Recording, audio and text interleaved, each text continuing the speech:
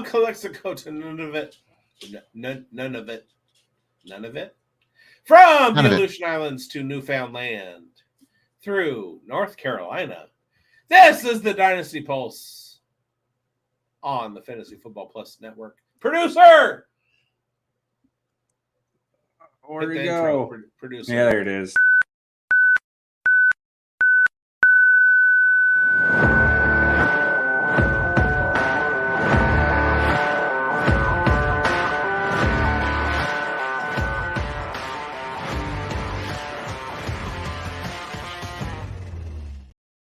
Welcome to the Dynasty Pulse on the Fantasy Football Plus Network. This is the show, and we are doing Scott Fishbowl 14 mock draft. I'm here. I am bigz. He is Grindberg. We got Schultze down below. We are all on the tweets. That's at SCHU1TZY, at FFConnect99, and at BigBoned FFB. All of those FFs are Fs, not S's. They're Franks, not Sally's.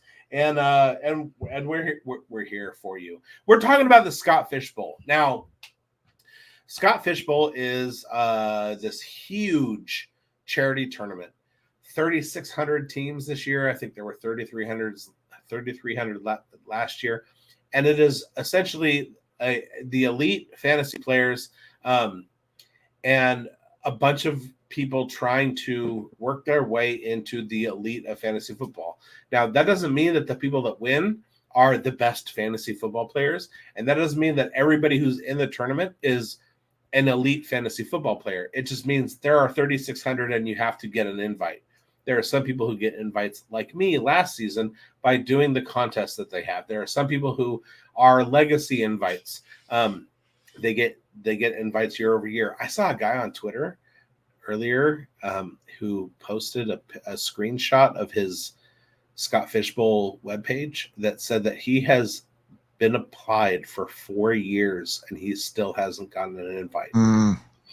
So it comes down to stupid ass luck and stuff like that. And we have been very fortunate to have been granted access to the Scott Fishbowl. I'm wearing a Scott Fishbowl t-shirt right now because Fantasy Cares gives to Toys for Tots every year. They send out an entire army, a literal army of Scott Fishbowl representatives that go buy toys and take them to Toys for Tots. Grindberg and I were both in for the first year last year. We both managed to make the playoffs, and that's what we're here to do, is to continue the mock draft tradition of figuring out with the Scott Fishbowl scoring rules how to make your way best into the playoffs. And there are a couple things that we've found. Number one, you're not going to win. So just have as much fun as you can. Number two, mock drafts, do all of them that you can. However, when you get to draft day, everything's going to go pear-shaped and sideways and askew and amuck, and you just have to be ready to pivot. So, Grindberg, if you want to tell us what the different rules are this year for the Scott Fishbowl, I'd love to hear it. All right. Well, it's been changed a little bit than last year. We're going to still have some important scoring settings that have been kind of cobbled over. So touchdowns, 6 points per touchdown, 2 points for 2-point conversion. We have passing 1 point for 50 yards. This is for the quarterbacks. For rushing and receiving, we get 1 point for 10 yards, half a point for a first down, and 0.25 points per rush attempt, which is interesting here. Now, you're going to be looking at receptions. We're talking about QB, kicker, running back, 0.5 PPR for those positions. We're talking at wide receiver, 1 point per PPR, and then the tight end premium. That's the one we're going to be looking at here, is 1.5 points per PPR. So that is a premium there. Tight end gets an extra point per first down, and we're going to be talking about that a little bit later on in probably our tight end section. I know that Schultze and I both have tight end circled as our must-have players in the draft, and we're going to be talking about that. kickers, and then they get a 3.3 points per extra point made and the 0.1 points per field goal yard. And then special teams, that's the kicker here this year, haha, pun intended. 10 points per return touchdown. So we're going to be looking at some guys in the scoring setting. I know bigz has got a guy that is circled there that can be a special teamer, but also contribute in the passing game as a receiver. So I sure do. 1 point for 5 yards per return, 0.2 yards per return. So that is a big situation difference here. And if you look at kind of the scoring settings, all of it's been kind of equal now. So it's kind of evening out the playing field on all the positions, but tight end is still a struggle. So if you can find those elite guys and have them starting for you, that is a really important thing that we have to cover. And I know Schulte's got a tight end. I've got a tight end that we need to be drafting. And we'll be telling you guys all about that and some different scenarios here on what you should be looking at in this awesome tournament. Now, the Scott Fish Bowl, it is just a great tournament. Over the years, right now, it's got over 3,000 participants. That's a huge tournament when you think about it. So yeah, like bigz said, it's not something that you're going out to win. It's all for charity. It's for the relationships that you built. I know that bigz and I got our stardom last year because of the Scott Fish Bowl, and it's something that we definitely believe in, and it's something that you should contribute to if you have the opportunity to do that. Fantasy Carries is a great organization. Yeah. What else you got there, bigz? Well, I mean, and that's kind of the thing. So at the beginning of 2023, I was kind of like in a transition period in life, I guess you could say. And I've heard about the Scott Fish Bowl. Matthew Berry, who I was an almost religious follower of for a long, long time, would talk about it. And so I was aware of it. I knew about the Scott Fish Bowl thing. And so for SFB 13, I decided I was going to apply for it and like hope to get in and whatever. So I did that. And then I started following stuff on Twitter, SFB 13 contests and stuff like that. And there was a contest that, I entered a bunch of them. I don't remember which one. It was either the representing ketchup or dancing in my kitchen. And my girlfriend was like, "What the fuck are you doing?" And I was like, "I'm trying to get into a fantasy football tournament." So, and she didn't understand. So I go to the doctor one day and I'm sitting there in the waiting room and I see, oh, Scott Fish Bowl 13. Here's your invite. And I was like, oh shit. So I, at the time, was like, I had a job. And then because of the fact that I was at the doctor's office, my doctor was like, "We're putting you out of work for a while." And I was like, well, I have all these things in life that I love to do. And one of them is fantasy football, playing, writing, deep diving, etc. I'm going to take the time off work to just throw myself into all of it and see what happens. And so like I started like writing my screenplays that I do. I started like going to open mics, doing stand-up stuff. And I started like reaching out to fantasy football platforms to write for them. And I got a couple to hit. And that's when I met Mike. Because of our Scott Fish Bowl connection, we both got involved with Dynasty Pros. We hooked up and we have done 100+ shows on a bunch of different platforms together. And it was all about the networking of the Scott Fish Bowl. And I have met so many people because I went to the live draft, so many people online using the hashtag SFB13 last year, 14 this year. So go do that. Getting into the mock drafts, just like it is so many connections and it's so wonderful. And it has completely changed my life. I no longer have a day job. All I do is fantasy football content. And I fucking love it. And it was all because of Scott Fish and the Scott Fish Bowl. Period. Yeah, man. It looks like our draft is about, we got 2 more spots. So folks, if you're around, jump in here. We got to fill this draft. We're about 2 spots out right now. So like couple things here. we talk about strategies, and there's a couple different strategies before we get in here. There's a start quarterback. There's a zero RB strategy. There's a heavy RB strategy. Last year, it become a very, very popular strategy, and that was the bully tight end strategy, where some guys and girls were going into this and they were taking tight end to start the situation. And I'm interested to see how those teams actually fared last year. If you could get a guy, some of these tight ends that I got late that helped my team propel were the Sam Laportas and Trey McBrides, and I was getting them in the 14th, 15th round, and people were thinking I was crazy for drafting all these tight ends late. But if you're savvy, you understand how scoring works, and you're looking at last year's situation and how it's going to change over to this year. Huge advantage I had there picking a bunch of tight ends. I waited very late on wide receiver, knowing how the scoring set up, and I ended up hitting on a couple wide receivers late. And I think bigz, you were in the same situation. How's your strategy look? How does your strategy look this year? Is it a similar strategy headed into this year, or similar to say the least? I do want to give a shout out to goingfor2.com. They do have a couple of tools that are good for looking at SFB scoring going into this season versus last season. We'll talk about that a little bit more later. But basically what you want to do is you want to do as much analysis as you can. You have to figure out, and this was, okay, so I had a bunch of mock drafts from a specific spot. I think I picked the 10. There's a third round reversal in the Fishbowl last year. It's carried over to this year. So I knew that I wanted something on the back end, because at the third round reversal, I was going to get an early third round pick, even though I was going to get a late first. So I'd get a late first, early second, early third. So I think I picked the 10. Well, after waiting for a while, there was a live draft opportunity for me, but that was at the 6. So I had done 50 mock drafts, and I knew exactly what I was doing at the back end of the draft. But I had to shift. So I did another 50 mock drafts, and I knew exactly what I was going to do. I'm taking Joe Burrow with the number 6.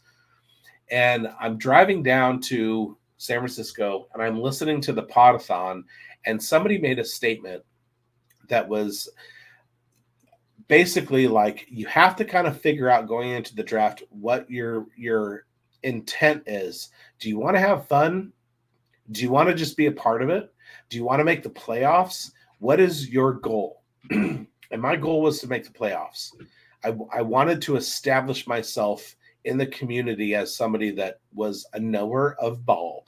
And so I wanted to make the playoffs. I decided in that moment to switch my pick from Joe Burrow to Lamar Jackson. When I got to the draft, in the live draft, the Joe Burrow pick that had fallen to me in almost every mock draft I had done was taken at 5. And I was like, oh, I have already decided to switch my pick to Lamar Jackson, and he's right there. Boom, take Lamar Jackson.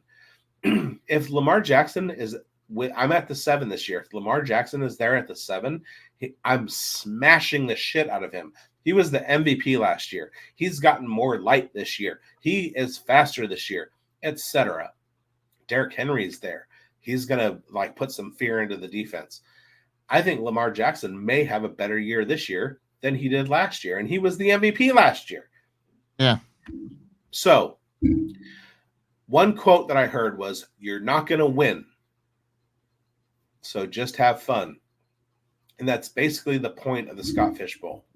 Just have fun doing this tournament. It's amazing. It's amazing the connections that you make. It's amazing that the fun that you have throughout the season. I don't do MFL, but shout out to @101 Chalk for putting all of the sleeper fishbowl leagues together.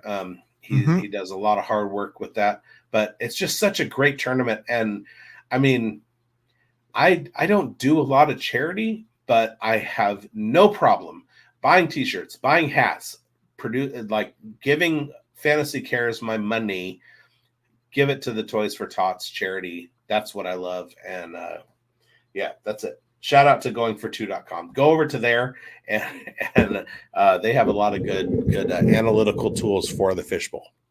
All right. Well, let's we're waiting on two. Should we do one last blast there, bigz, and let her rip, or should we just get her started? We're Keep going. I've been trying, man. Yeah. Should we just let it start? Let's We're one down. We got one more. Oh, we're down to are one. we full? We need one more spot here. Let's get full. Let's get full. Baby. All right. Well, I'm going to talk about a strategy that I'm going to try and attack here. For me, I'm looking at, especially in my spot, and I've got a pretty tough division. I got the Ron Burgundy division, and it was pretty good. I love Scotch, and I love Scott Fishbowl. Scotch. I'm in a tough division. I got a couple sharks in mine. I got Graham Barfield, Cougar Doodle. I've got Jay Felicio. So and some people from. We are full. Let's let it rip. Whatever, Mike. Right. You're smart. Your Chat GPT says that you're smarter than those guys. That's adds up. It adds up, right? All right. Let's Schultze. Let's bring the sleeper on the screen, and let's let her rip. As our guys hit the board here, I think we should talk about them because hopefully they can you can secure them in the draft here, and we could talk about that as a kind of a cameo into what we're looking at here. So we've all got somebody circled on our show sheet as a target player in this Scott Fishbowl draft, and it's somebody that we're going to want to get on our teams. So we're going to try and hit the nail on the head here and get our guys. And then as soon as we get them, we're going to kind of talk about why we like them, what is going to happen this year with their situation. And Schultze is now bringing up the mock draft in Sleeper. So thanks, everybody, for joining in, watching our shows, liking and subscribing. We are a simulcast on two different networks, the Undroppables network and the Fantasy Football Plus network. And we're thrilled to have everybody support us. And I'm going to have to jump in here and quibble with you. We're not a simulcast. This is live on Fantasy Football Plus. It's not live on the Undroppables. Well, but that's just a technicality. It's a cast that we're going to have doing, it's being, button. Let's go. It's being aired on two networks, we'll say. All right, we're going. So, bigz, are you in the 7th spot in your draft? Oh, we got Adam here. Let's get Adam back on. Adam's back. Hello. Welcome.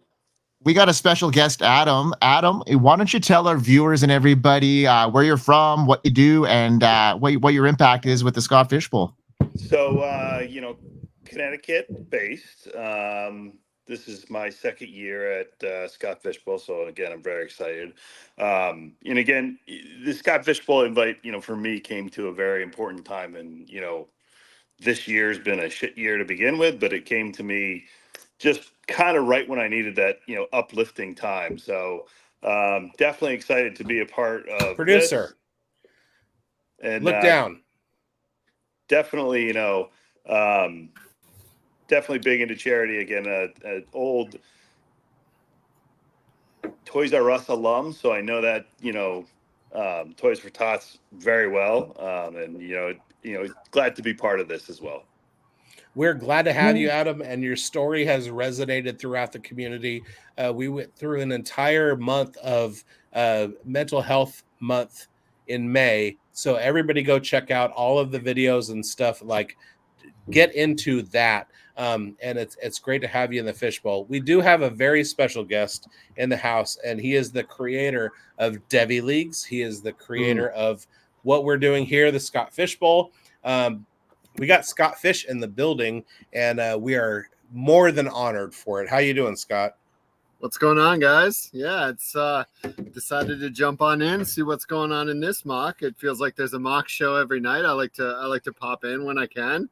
And I'm glad you're in the Scott Fishbowl, by the way. I was hearing a bit right there before I came on, and I didn't know you worked at Toys R Us too. We used to do all our shopping there, and then they were closed for a bit. And last year I did some more they reopened. So I got to go back and do Toys for Tots at Toys R Us again. It was a lot of fun. Yeah, it was a fun time in my career for sure. Yeah. That's so incredible. I don't know who Dolphin Abroad is, but there's no reason for you to be taking CD Lamb this early. He's supposed to fall to me. But damn it. All right, so that's the thing about the fishbowl. You have a plan coming in, and CD Lamb was my plan coming in. You have to pivot. So let's go RB1 and let's do Brees. So Scott, welcome in. It's Grindberg over here. Why don't you tell our viewers about the merch, because you're sporting a really, really awesome Scott Fishbowl shirt. They have all been pretty fly. That's the Mighty Ducks one. It's incredible, the quality. I know bigz has already got his Back to the Future version of his. I'm wearing the old stuff. I'm waiting to get my order because I want my wife to get her shirt as well. So we're looking to place to Canada. Yeah, exactly. So we're doing a family order. But tell us about the merch. Tell us about Fantasy Cares and how people can contribute to such a worthy cause. Sure. Yeah, fantasycares.org is where you can go donate. shopfantasycares.com is where you can get merch. We got a ton of stuff this year. We changed who did our merch this year once again. RotoWare about 3 years ago got really busy with their MLB licenses, so it led us to start finding new avenues. We weren't super happy with last year's. I think some of your listeners might have realized that it wasn't what we like for our quality. So we found this company and we like them pretty good this year. With the designs are incredible. It's just and it really just outside of the merch and the Fantasy Cares, this support this year has been unreal out there. Like just a massive amount of support for what we're doing. It's really appreciated to see. Well, I mean, and the turnaround time I hear is like a week at the most getting this stuff. So it's just everything is aligning, and it just seems like the move was the right move. And congratulations on all the success of this tournament and everything that's been brought into the fantasy football world. It really is life changing. It completely changed my life. It completely changed bigz life. And we're just so thankful for it, because you have no idea the impact it makes on just the regular folks that follow it, and it has really, really done a big thing in our lives. So thank you for that.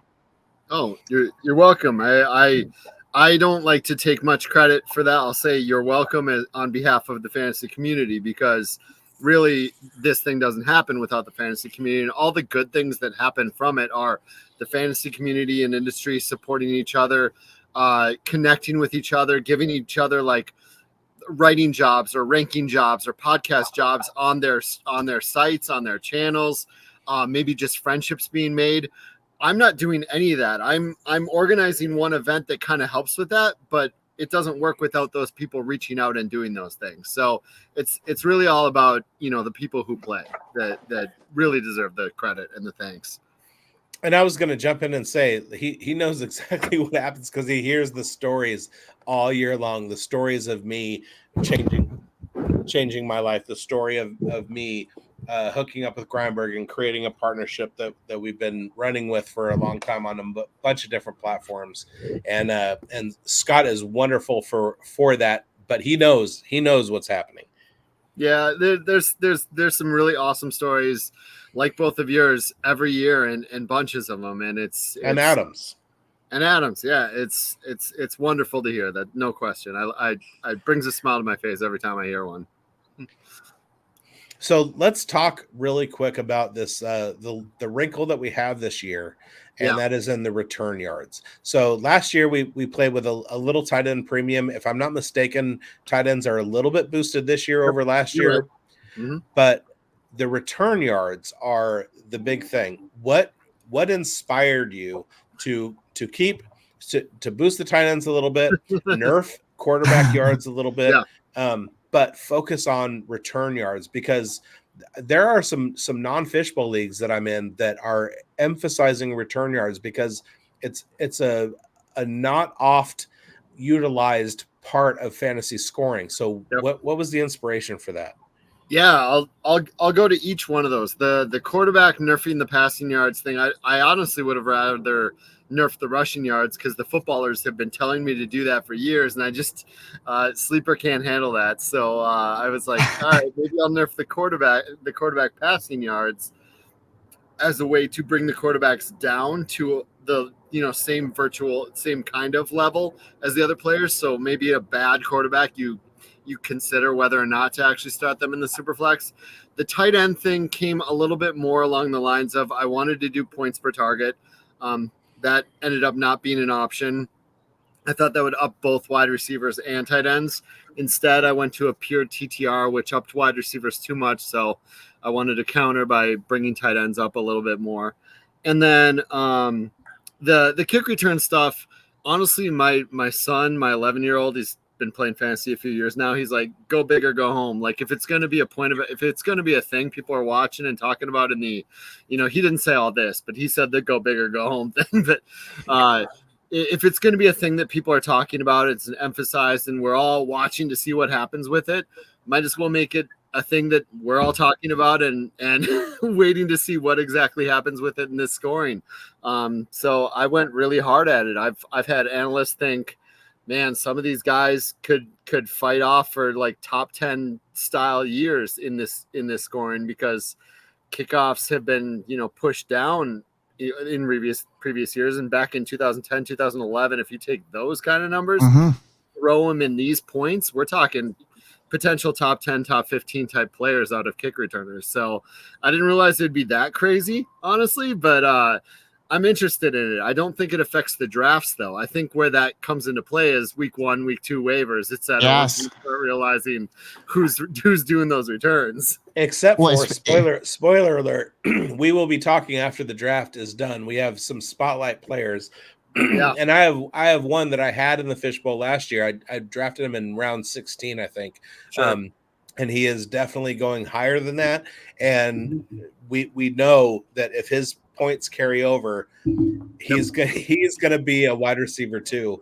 And it's gonna change the calculus. I do want to shout out.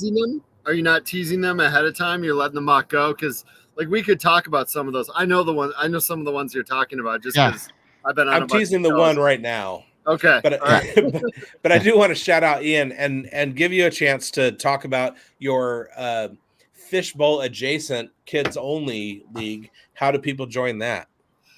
Honestly, I don't know exactly how. Okay.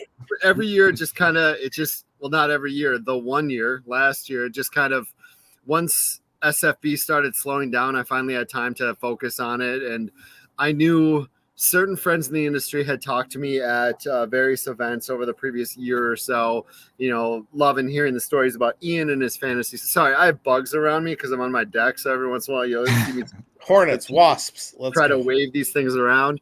But the various, industry people will tell me about their kids and playing fantasy football. And last year, after the SFB slowed down, I just, got a bunch of them together and we got all those kids in 3 different leagues, 3 8-team leagues. So, 24 kids. And this year we'll probably expand it a little because I've been reached out to more, but there's no real, I'm not going to tweet out, here's the sign up form. I'm not going to it's not going to be like that. It's mostly just ones that I've reached out in DMs or have reached out to me. And I know that everyone in the group is pretty cool with each other. So, because it's really just about the kids and creating a safe space for them to play fantasy with other kids, So I do something. Is my 22-year-old, is he not eligible? Might be a little old. Okay, sorry. He is a kid to someone. I mean, he's big as a kid.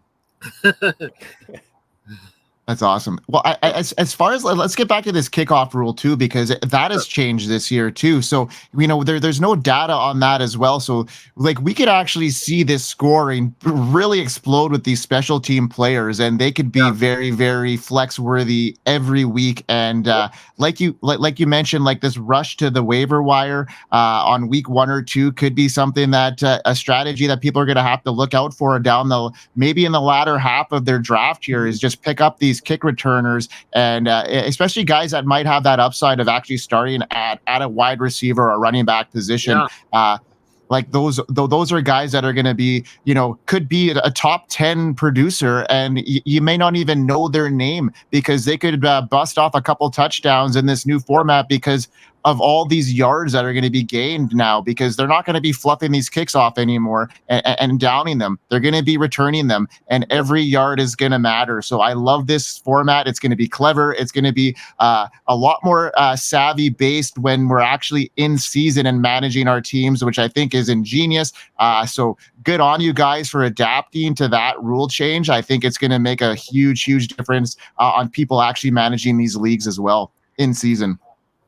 Yeah, I think so too. And I think one of the long-standing points about tight end premium, just to slightly move that and come back, one of the standing points of tight end premium was not just to up wide receivers with the top tier talents at other levels.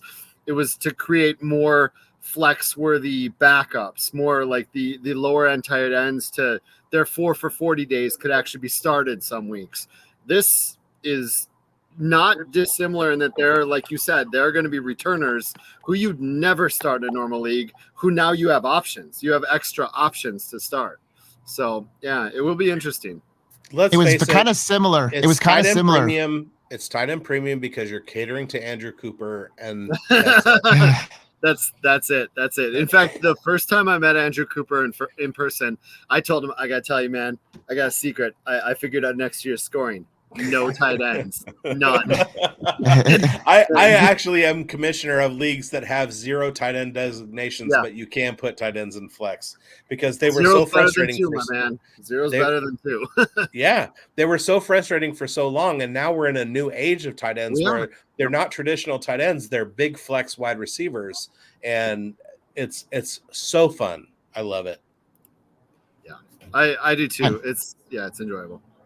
Well, and these kick returners are now being evenly matched, just like how you guys last year elevated the kickers and made them kind of flex worthy. So it's really important to see how you're evening out the scoring with every position. And I feel it's still seen from based off of like last year's data that tight end is still a little bit lower on the scoring as far as average scoring per person. So when you're looking at these guys, it makes tight end even more important to secure these guys, especially if you get 1 or 2.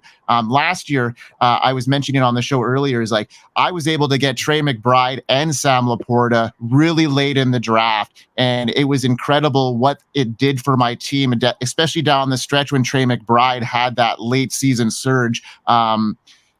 I'm not sure we're going to find those types of tight ends later on in the draft. So I think they're going to be coming at more of a premium earlier on. What are your thoughts on kind of how that tight end situation is evolving now? Boy.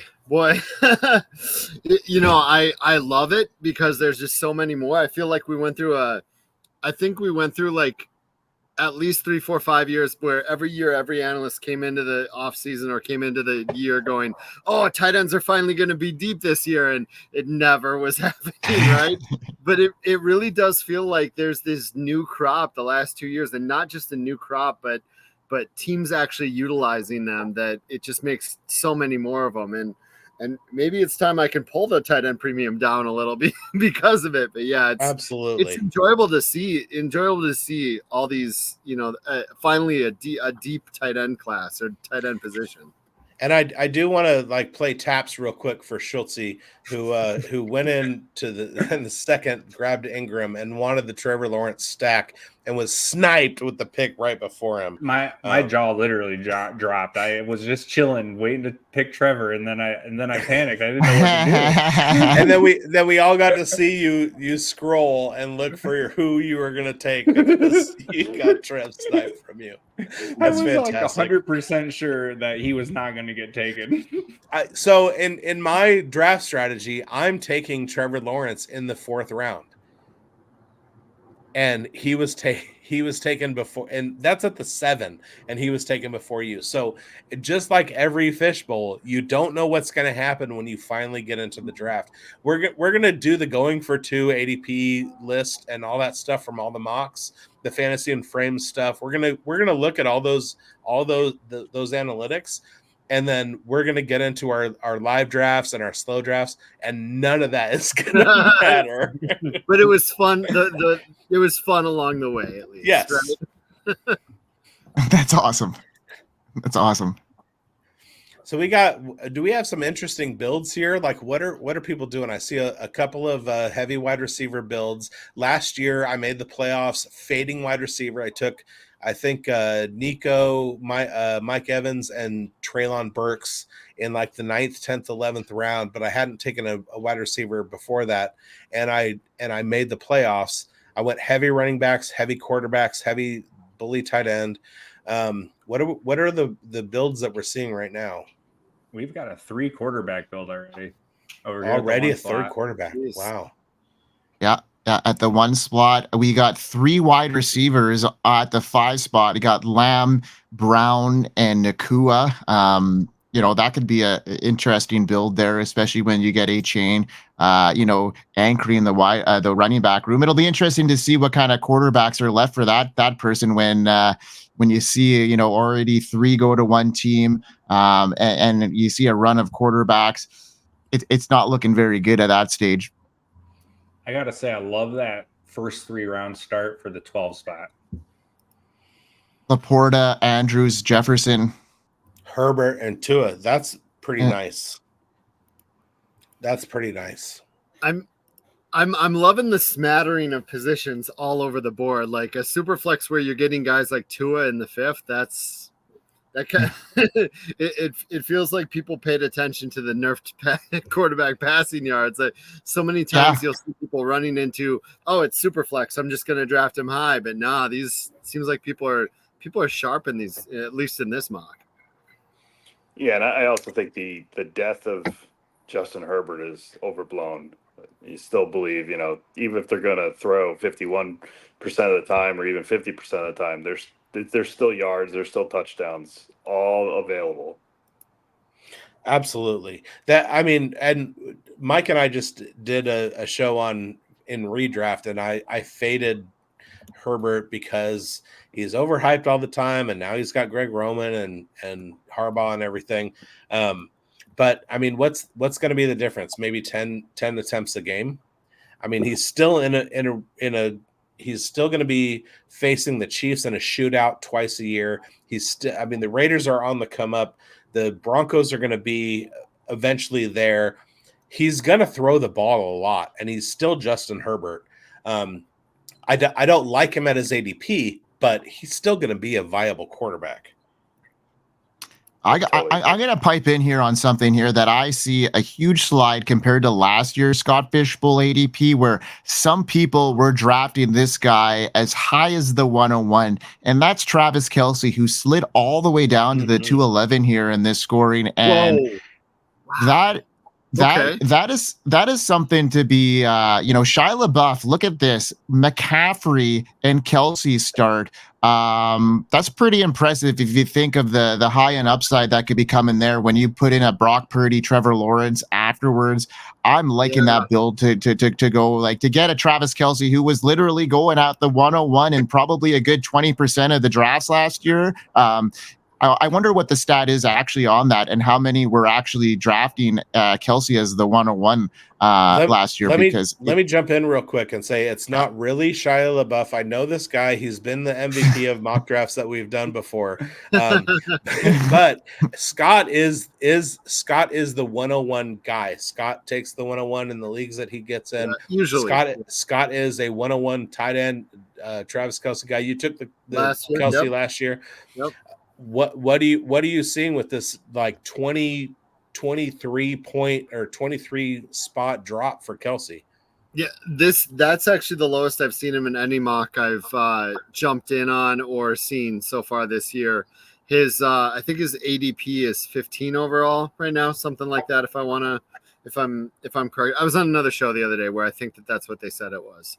So just around that back corner. Maybe they were talking about Laporta with that. I don't know. It was probably FIF. They're Fantasy and Frames. Go check them out. They're really good. Get in their mock drafts on Sleeper. They post all the time. Sometimes I have to battle Chuck Bass because we're both in the 107. But yeah, going for two. Go to their Discord too. They're good people. Sorry. Absolutely. Yep. Absolutely. I gotta say, I was super shocked that Kelce did fall there, and I know I passed him up as well. Stay tuned for the reasoning, but I gotta say, in a normal draft where I wasn't, planting a flag on Engram, I probably would have taken Kelce. Yeah. I mean, and that's the thing. Like, it's floored to me that he's so far removed, especially when he still finished as a top 3 tight end last year. Even granted all the situation that happened around him, and this year he signed that 2-year contract. He's going to be healthy to start the year, and I think they're going to rely on him early. And I'm obviously a Chiefs fan, and I just see a huge season coming for Travis Kelce. And I think they're going to preserve him in the middle of the year if they could get these wide receivers going. But I think he's going to have another monster year. And that 211 is probably the best value I see right now on the board at this stage. He even said today, put everything on me. So he knows. He signed the contract. He's going to get it. He wants it on his shoulders. He's a dog, and he's always been. Adam, do you have a specific draft strategy going into this? I know that you've been in mocks with me. That's how we got you on here. What is your mindset at this point? I really wanted to get some, positional strength on each, 1 or 2 of the big key positions. So I really went, I went to quarterback, then I went back with Gibbs, came back with Pitts, who I think Pitts is going to have a blow up year, which would be great. And then really came back with, 2 of the wide receivers that I think really have some upside. And again, as much as I'm not a huge fan of who Deshaun Watson is, but if he can bring back any bit of his rushing this year, there's a huge opportunity for him to have some big upside there. So, kind of just looked at some, real key players, try to get some top end line on each position and go from there. Absolutely. And I definitely think, Patrick Mahomes at 9, I think, there's going to be quite a few games where it's 300 and some odd yards, be with, Kelce in the middle and then the 2 outside guys at, with Hollywood and not Worthy. Yeah, Mahomes had a down year last year. He was my 101 pick in the Chuck Bass Bash. And I started out really, really well. And Mahomes seemed to go in the fishbowl in the either 101 or 102 because Kelce was the other one. They were going back and forth. And he should have a big bounce back this year, even though I hate to say that. I don't want to talk up the Chiefs. Mm-hmm. So, Scott, I got a question for you. If you have any choice on any position, I think Biggs already said you're the 101 kind of person. Is that strategy? Yeah, usually. And what's the reason behind that? I almost always pick 1 or 12, and the complete reason is either I start the draft, get it going, and I can work on other stuff because I'm very busy during that week, especially that first day. Or I pick 12 because I want to pick my 2, and then I want to, when I get on the clock, pick them quick and then get back to work. It really has nothing to do with strategy. It has everything to do with being able to manage this thing. Okay, well, we got another managing question then for you because you're talking about manager, and we got a close buddy here that is an ambassador for us, for Bigz and I on the Undroppables, and he's a big supporter, and he does a lot of work in the backgrounds for the Scott Fish Bowl, and we're talking about the one and only Chalk 101. He's one of our big mentors at the Undroppables. Actually, the Dynasty Pulse gets aired on the Undroppables network. So big shout out to Chalk and all the support. But tell us about what Chalk does. And we want to pump Chalk's tires up a bit here. So there's none other than someone like yourself that can do it. So please give our viewers a little bit of insight on Chalk and what he's all about. Yeah, Chalk is indispensable. He is incredible. His attitude is always amazing. His personality is awesome. He has so much drive and so much passion and just man, that guy can grind. Like man, I'm so glad I got to know him in this space. He's such a good, wonderful person. Just not let's get the fantasy, acumen out of the way. He's just a really good dude, like a really good dude on the side. So no, he's great at pretty much everything he does. And I love that he's a part of what we do. And anytime I hope that he'd reach out whenever he needs me to help him promote or push anything he's doing, because man, I'll go to bat for that guy any day. That's awesome. And we all are on the same page. We all speak very highly of Chalk. He is our, one and only leader, and he supports us like nobody's business. And like you said, he's just a great person. Like I could text him and he would get back to me, and just with pure love and joy of just, helping me out with whatever situation I'm in, whether it's personal or professional. The guy is just stand up. And like you said, he does so much for everybody. So yeah, cheers to you, Chalk. We got some people in the chat here, and they're supporting our guy Chalk. So bigz, do you have anything to add to that about our one and only Chalk? Chalk is the best. Nick is like one of the nicest guys I've ever come across, and he's amazing. I do want to jump in here. I had a thought. So this season, I just got my first invite to the Warrior Bowl. Last year I was in Women of Fantasy Football charity event. I was in the European Fantasy Football charity event for mental health in the UK. There's also Craig Schmucker started the Dynasty Fish Bowl, which is basically a group of dynasty leagues that use the Scott Fish Bowl scoring year over year. So we just finished our rookie draft, and the scoring changes year over year, regardless of your roster. And then there's Steve Lawson started the Rainbow Bowl this year, first ever. I have the idea of starting. My charity is this Street Coalition for pets who are owned by homeless people. And I want to start the Dog Bowl. So when you look, Scott, and you see how many of these things are derivative of what you started, so let me put it this way. I went and saw Jack White, and Jack White is on stage singing, and everybody, 20,000 people are singing his lyrics back to him. And I couldn't imagine sitting down at a coffee table and writing out those lyrics, and then one day 20,000 people are yelling what you wrote down back to you. Right. How do you feel when you see all of these people following in your footsteps, and doing what you do, because it's such an inspiration to everybody? It's pretty darn good, man. I'm not gonna lie.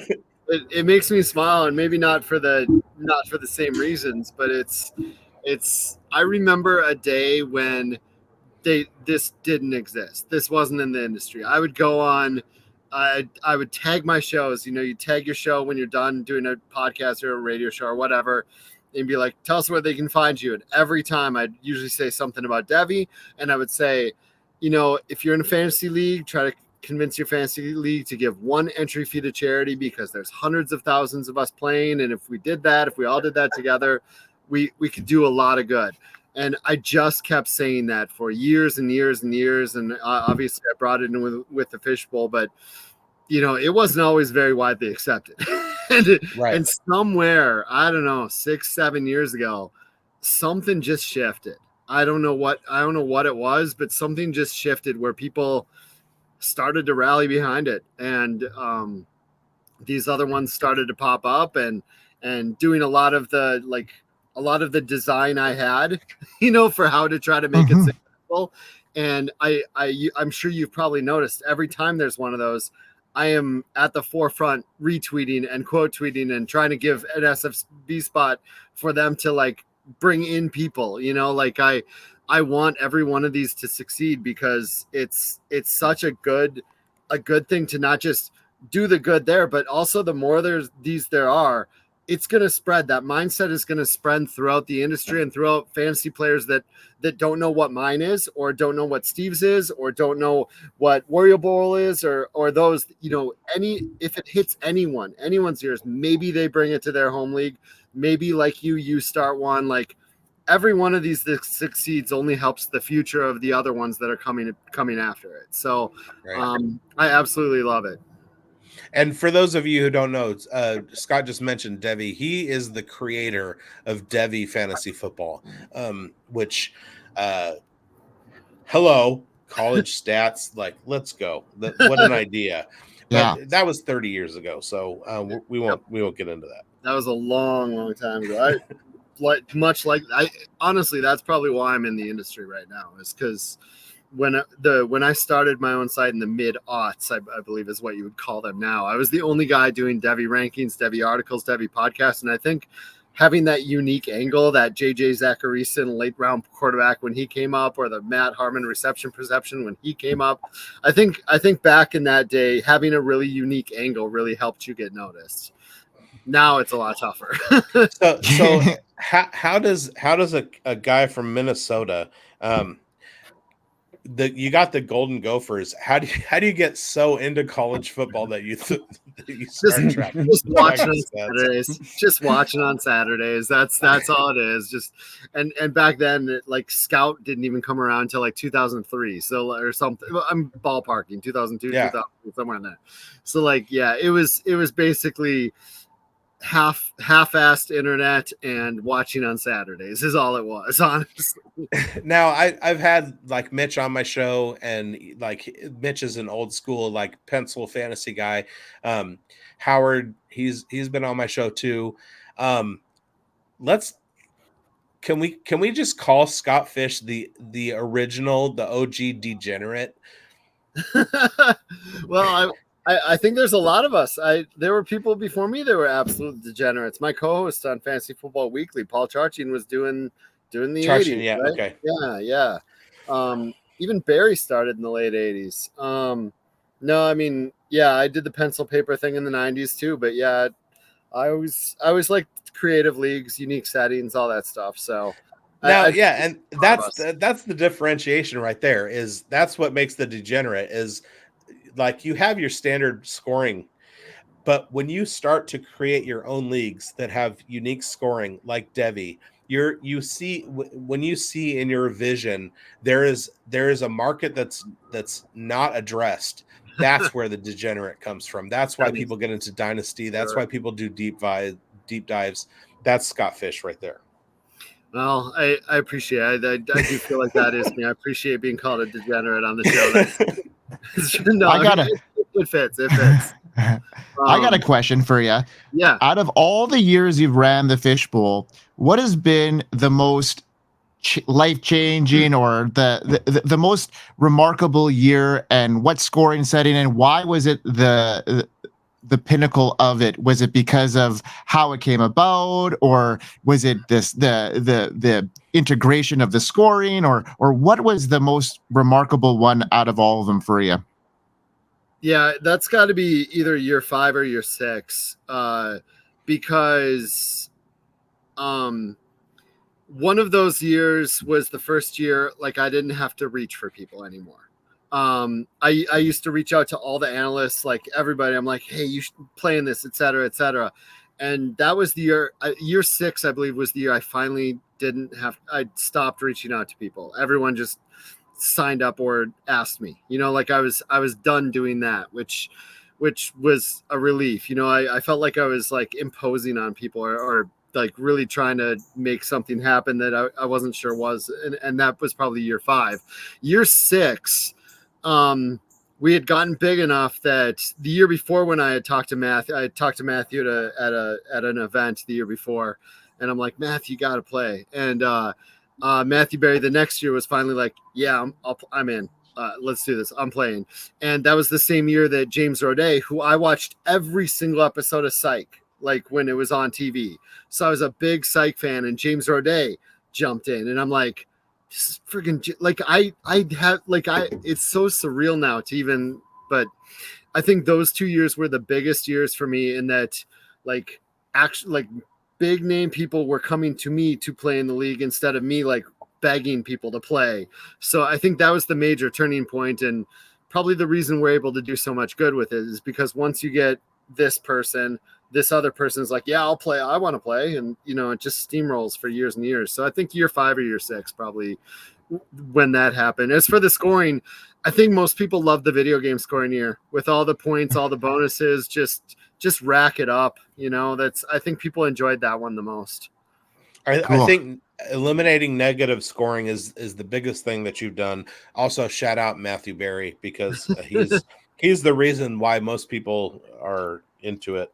Right. At least me anyway. I love and hate him.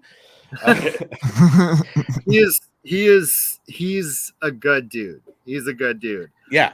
And I'm a writer too, screenwriter, stuff like that. I'm not on his level. I don't write for TV, but I do it kind of hobby wise. And so he's definitely been, I've followed him for both fantasy football and, kind of like professional stuff.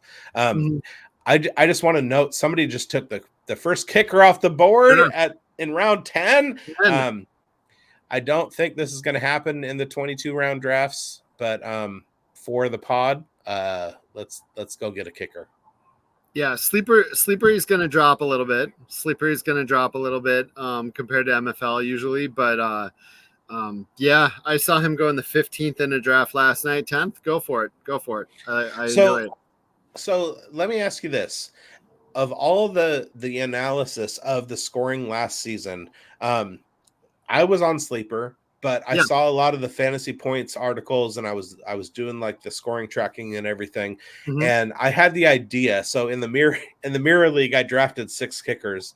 But over on MFL, you can use a kicker in the flex position. Yep. Were there people that were successful with drafting 3 or 4 or 5 kickers and using multiples of them? Because some of the kickers were outscoring like your RB3s, your wide receiver 4s, etc. Were there people that were doing that in NFL? There definitely were. I honestly I can't tell you about the drafting part, but I can tell you that there were definitely people who had multiple on their roster and were very successful with it. I will say, for the second year in a row, Sleeper versus MFL with the kicker stuff, it's been dead even. In fact, Sleeper had the slight edge the last 2 years. I think that's what we call the user variable, in that the data says it should go one way. The data, the statistics, the logic says you don't have to start one. You can start 4 of them. It should be on this side, the advantage. It wasn't, because people on this side are just like, I don't like kickers, I'm not going to start them. So being forced to start a kicker turned out to be a slight advantage for Sleeper last year and the year before.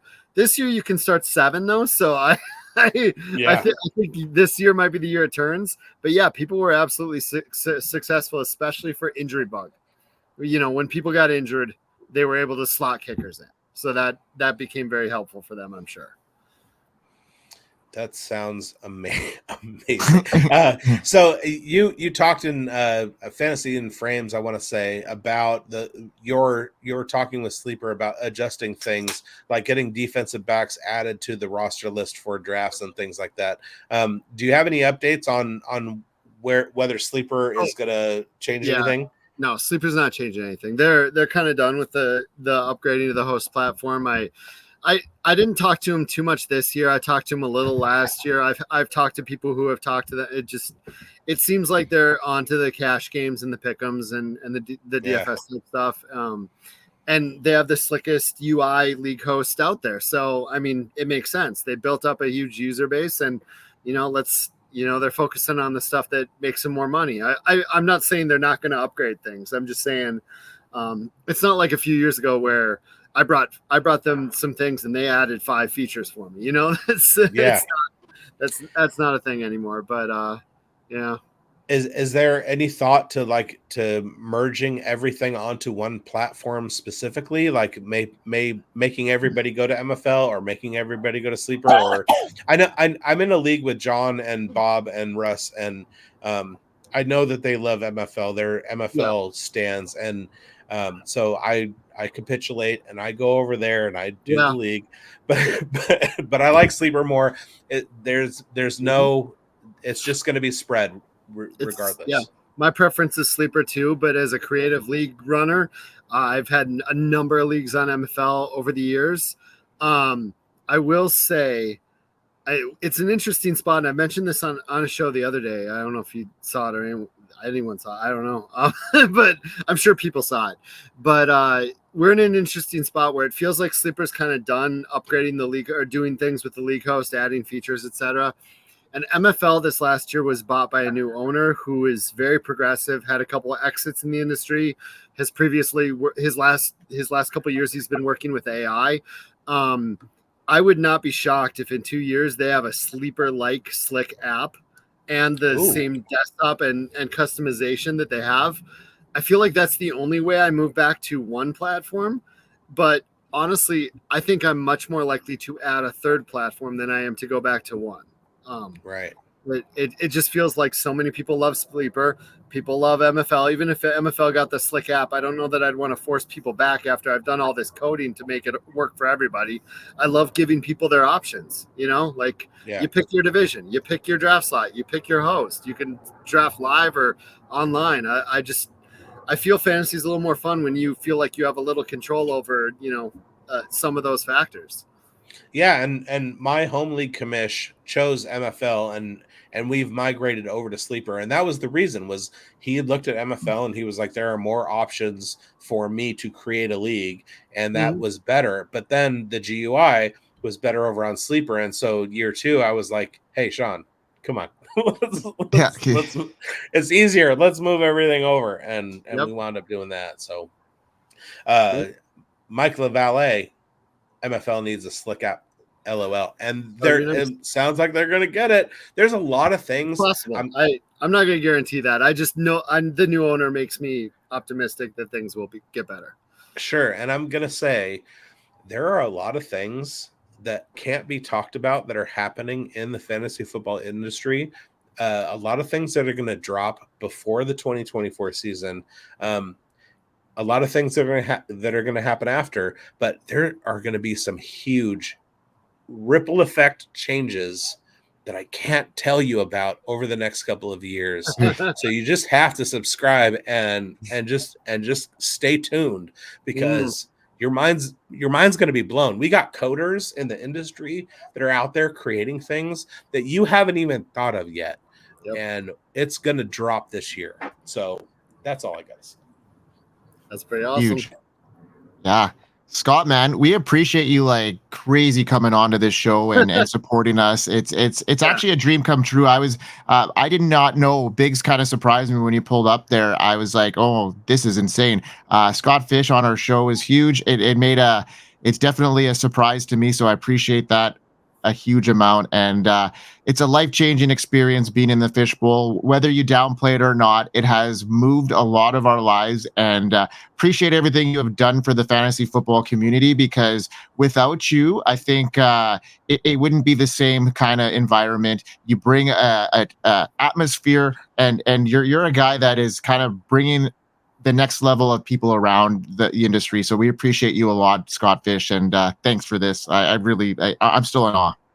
No, that's definitely not necessary, but like I appreciate all the very kind words, and once again, it's all of us that's raising the industry to a better bar, honestly. But yeah, thanks for having me on, guys. This was a lot of fun to jump on here for a bit. I mean, the pleasure is ours in sending you a link and you jumping in. That's the crazy thing. Everybody wants you on. You click the link in the DMs. Thank you for leaving your DMs open. I wish people would do that more often, honestly. Just like it's scheduling me is tougher. My son plays 4 sports, and they overlap frequently, and I'm always doing pickups and drop up. But you throw a link in there, and if I can come on for 15 minutes, I'll probably jump on, if I have the time. That's 15 awesome. minutes. You've given us almost a whole hour here, man, and that's incredible. And we know how busy you are this time of year. I know that there's a couple guys in this room, or one guy in this room, looking for his invite still. I think he's on the list there, Schultze. And I know that Chalk reached out, so I think you're on the list coming up right away on this next round. But we definitely appreciate you, Scott Fish, for the hour you gave this show. There are two, and that was one of the reasons why I wanted to get Adam in here. I wasn't trying to get Scott and Adam together. I was just trying to get Adam involved. Scott made a big impact in this year for me, for sure. Yeah, absolutely. Adam, tell everybody where they can find you. So I'm, it's at Cubby Bear 214. It's CUBBYBEAR 214. That's my Twitter account. That's pretty much everything. There's a bar actually in Chicago that's called the Cubby Bear, but my oldest daughter was nicknamed Cubby Bear before I even knew the bar was existing. So now it's like a dual kind of deal. I am a Bears fan. I thought you were going to say San Francisco Giants, but no. Only some of us can be that. So I'm a Bears fan, so I'm excited for this year, and definitely to beat Minnesota. And Scott, I have a question for Cubby Bear though. You were in the mock. I just called you Cubby Bear. Apparently, that's now your name. I love it. In the mock, you had a chance to stack Mahomes and Kelce. Did you give that consideration? I did. Again, I looked at a couple different options out there, and for me, it was the last time I really wanted to pass and get a really good running back. Okay. Who was the running back that you chose? Gibbs. All right, that's okay, yeah. Give up the stack, get Gibbs. I'm definitely partial. Seems like an even trade. I'm definitely partial to Pitts this year. I mean, I just did a dynasty startup. I think I got Pitts in like the 7th round, and I was like, okay, I don't know how this is dropping to me, but I'm going to take it. Wow, yeah. I mentioned the Craig Schmucker's Dynasty Fishbowl earlier. So Dynasty Leagues, we had our second year this year. We just had our rookie draft finished tonight. I think it's finished. I drafted Jaden Daniels with the 104, and then starting with the 105, I sent trade offers to the 105, the 106, the 107, the 108, and the 109 because I didn't want anybody to draft Brock Bowers because of the Scott Fishbowl tight end premium, and nobody bit.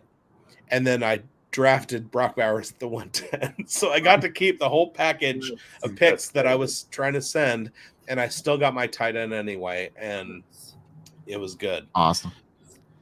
Yeah, all right, guys. I got to jump on out of here, but let's Scott, thanks a lot. Appreciate it. You can jump out. Thank you so much. You have a great one. Thanks, man. Yeah. You're the best. Yeah. All right. Well, let's finish this off. How cool was that? That was a insane. great surprise. That was very cool. I saw him jump in the bottom, and I started freaking out inside. I was like, am I supposed to add him? I don't know. I'm like, well, I didn't know this was happening. Should I add him to the stream? And then bigz is like, producer, look down. And I was like, okay, I think I should add him. Yes. I love it. Okay. Folks, that is it for us tonight. Adam, we got to go through our opportunity, our segment 4 must-haves. Oh, yeah, okay. If we want to, we can do that. No. We're good, want man. to. We're live, bro. All right, go ahead. Adam, you want to stick around? Do you want to stick around for our must-haves? Okay, we're gonna dive deep now into our guys and if we got him in the draft. So, Schulte, you're on the mic first, and talk about your guy and why you wanted him, and did you end up getting him in the draft? I did, and my guy's Evan Engram. I hit on it a little bit in the draft. And bigz has kept talking about how when you get in the draft, all of your plans just go to shit. And if this were a real draft, I would have taken Travis Kelce and thrown Evan Engram out the window. However, what for the bit, we're going back to Evan Engram. But anyways, Evan Engram, absolutely monster resurgence in Doug Peterson's offense. Jags have utilized his 4.4 speed, running him horizontally, giving him ball in space just to create some yak. He's been so good at it. As a result, 2 best statistical seasons of his career, including 143 targets this past year, 114 catches, 963 yards, and 4 touchdowns. Sure, Christian Kirk's injury helped a ton in those targets, but I have zero concern still moving forward. Tight ends are getting 1.5 per reception on top. Yeah. The wide receivers get 1, running backs get a half. So the reception number boost here is huge. And Evan Engram gets the targets. He gets the receptions. The other thing here with the scoring is the first downs. Tight ends get an additional 1.5 points per first down. And that is massive. He was 4th in last season for tight ends and first downs with 47.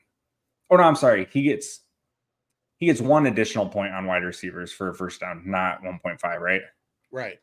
Yeah. Okay, so 47 first downs, and I'm no math whiz, but that sounds like 47 free points. Yeah. And he's also going to get you an extra 50-ish points with receptions over wide receivers. He's been coming off the boards around tight end 7 usually.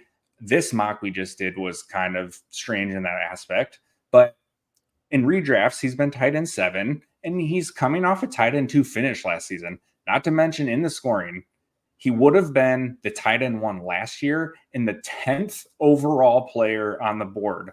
Period. Yeah. Exactly. Taking him in the back end of round 2 leaves you drafting Engram in the 20 to 24 range, and surely after all the big names at the position, which not tonight, but big time value here at the back end of the second round. And now with the Jags bringing in Brian Thomas and Gabe Davis, there is legitimate speed on the outside on both sides, and those dudes are light years faster than Calvin Ridley and Zay Jones. The defenses are going to have to start respecting the deep game. Trevor is a fantastic deep ball passer. According to PFF, on passes more than 20 yards, he was graded 5th in the league last year. So with the speed, you got the great passer plus the speed, you got to respect it. This is only going to open up the underneath. Speaking of the underneath, Trevor was 3rd in the league in PFF grade for short passes under 10 yards. So you've got this offense is going to operate short. They're going to operate deep, and Trevor is fantastic at both. So give me all the Evan Engram. And since coming into the league, Trevor's 24 deep touchdowns, 70 big time deep throws. And so once again, hammering home this deep threat that you're going to have to respect. And then additionally with Brian Thomas and Davis, you've got great size in the red zone now, and they have struggled hugely in the red zone the past few years. And I think this is just going to be another piece to where you're going to take some attention away from Engram, possibly providing some positive regression to the touchdown number. I expect Engram and Kirk to just both have fantastic seasons and eat underneath. But with the Scott Fishbowl scoring, I really think Ingram's going to be a cornerstone of teams that are shooting high up the leaderboard. Absolutely agree with you. He is my 3rd round target. He better fall to the 306. Evan Engram is the new Darren Waller. I just want to say that. Shout out Raiders legend Darren Waller. All right, who's yours, Grindberg? Because you wanted to get out of here, so now I'm going to make you go. All right, you make me talk. Okay, so since Kyler Murray returned in Week 10, where'd your mic go? Now he's talking about Kyler Murray, who is my number 3 quarterback landmine. Fade Kyler Murray, but that might be different. Go ahead. Are you back? Hold on. Can you hear me now? There you go. You're good. Yeah. Yeah, that was super weird. All right. So my it's not Kyler Murray, but since he returned in Week 10 last year, McBride was an absolute force. He led all tight ends with a whopping 25% target share. He amassed 504 receiving yards, which is the 3rd highest. Talking about Kyler. No, I wasn't. And 50 receptions. Impressive. That's right. Now he's stepping into his 3rd NFL season, and McBride's earned a spot as the consensus tight end 3 in PPR formats after his breakout in 2023, where he hauled in 81 receptions for 825 yards and just 3 touchdowns. But his chemistry with Kyler Murray is undeniable. Murray's return from injury only solidified their connection. McBride commanding 65% of receptions and 65% of the yards for a staggering 67% of touchdowns in the 8 games.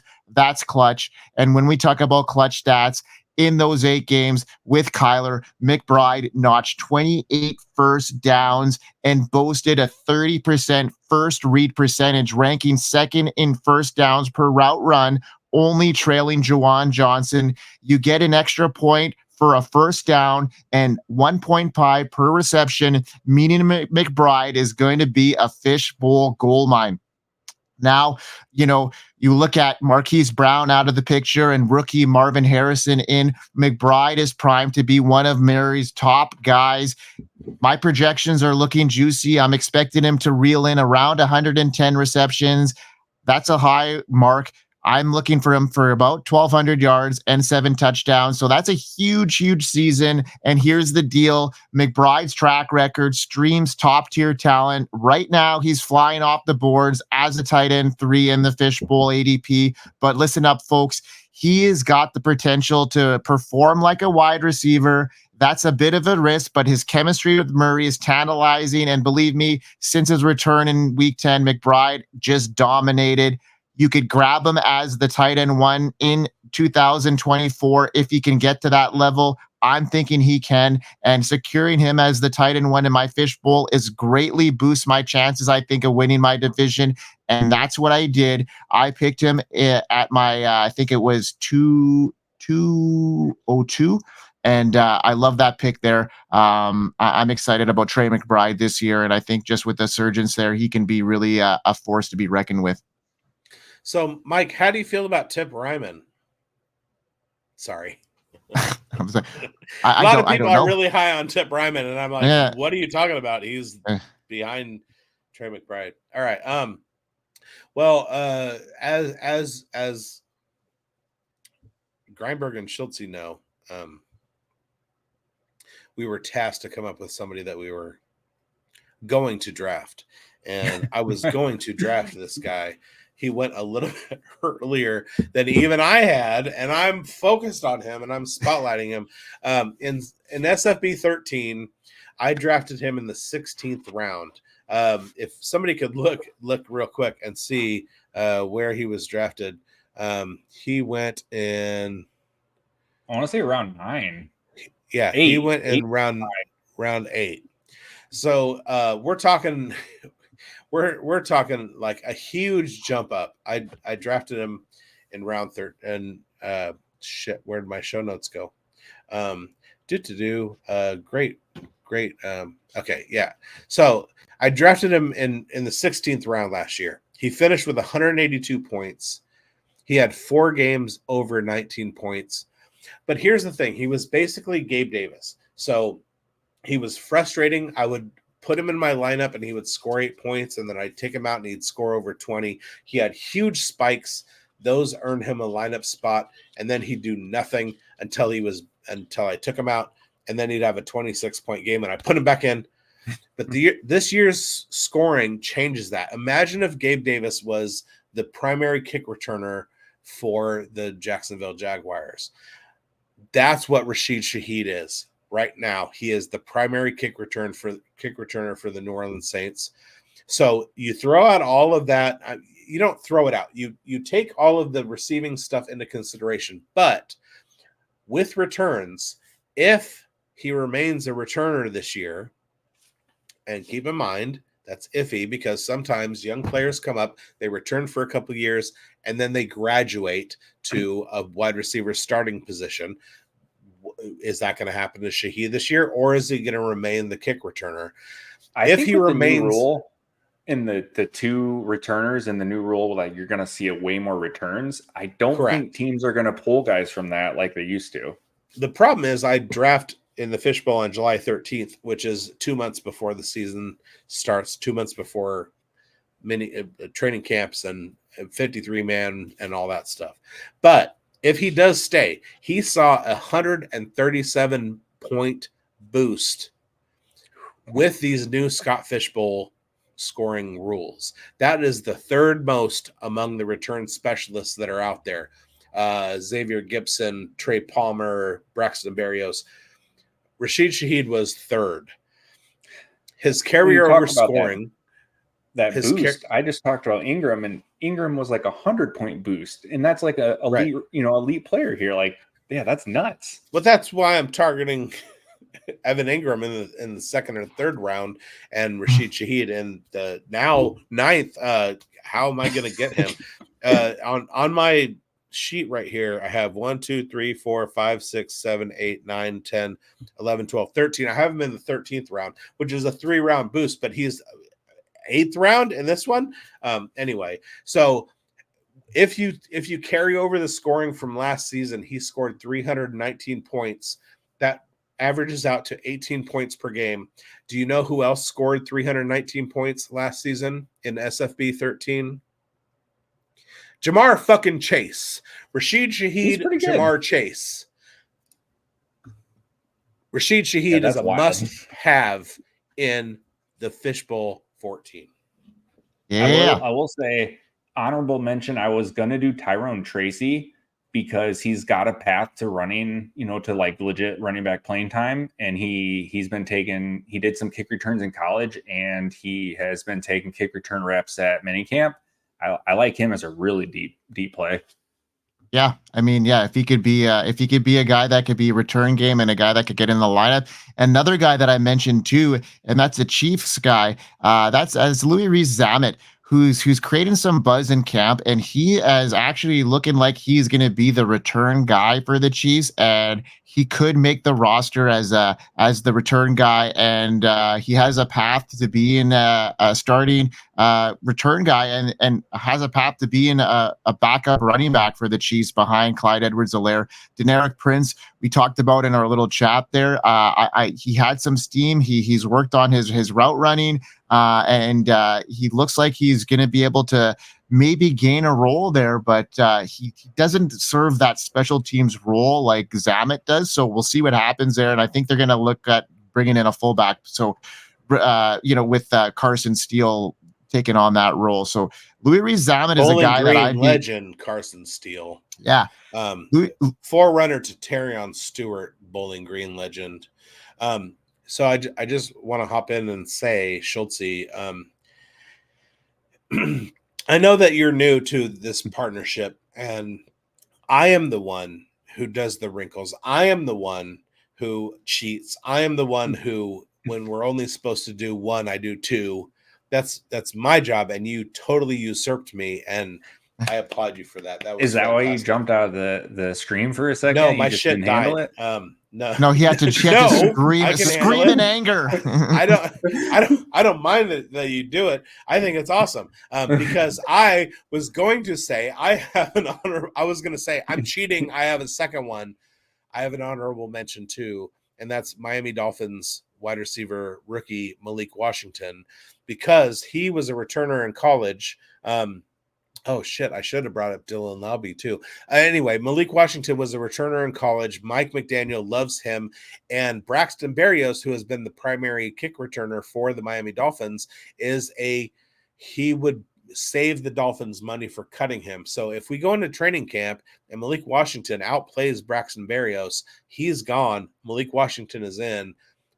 He is somebody that I'm targeting in the later rounds of the Scott Fish Bowl.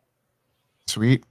All right, guys. Well, we're an hour and 20 minutes into this show, and we had some important guests on. I can't believe that. Still in shock about our Scott Fish cameo there. So cool. It was awesome. And you guys are awesome. Thanks for always supporting us, folks. The Dynasty Pulse is growing. It continues to grow, and we just appreciate all the viewers, everybody that liking and subscribe. It looks like we've gained some subscribers just based off of the chat that we've seen here. So everybody rock on.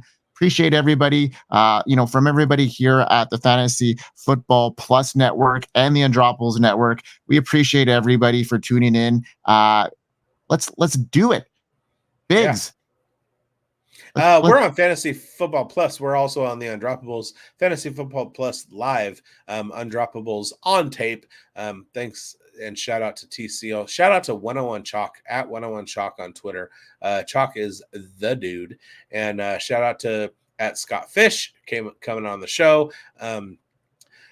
follow us on Twitter at Schultze, at FFConnect99, at Big Boned FFB. I am fully an entire bottle of Wild Turkey 101 and today.